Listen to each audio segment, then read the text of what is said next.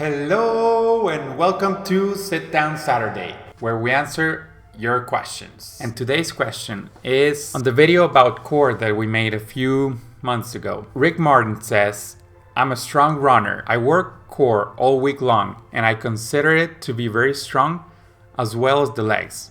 Chest, arm muscles, very strong back muscles, but swimming has me baffled. My endurance isn't there. I think it's all related to my breathing technique.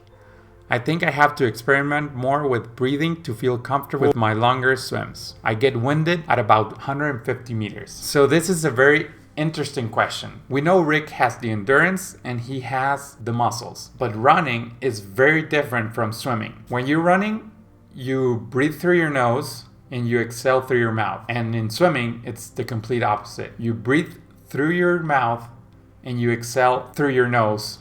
Also through your mouth, but primarily through your nose. Absolutely, you need to work on that breathing because it's not gonna come natural to you, especially if you're a runner. I recommend holding to the wall and doing breathing exercises as if you were swimming and breathing through your mouth and exhaling through your nose. But that might not be the only reason you get tired fast.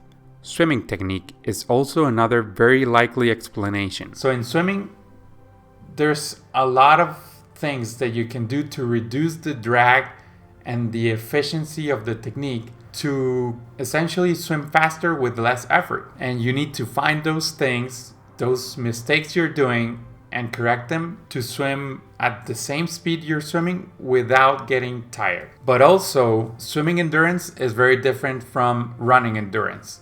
So work on your breathing, your swimming technique, and just keep swimming. I hope this video helped, and I'll see you next Saturday. Swim fast!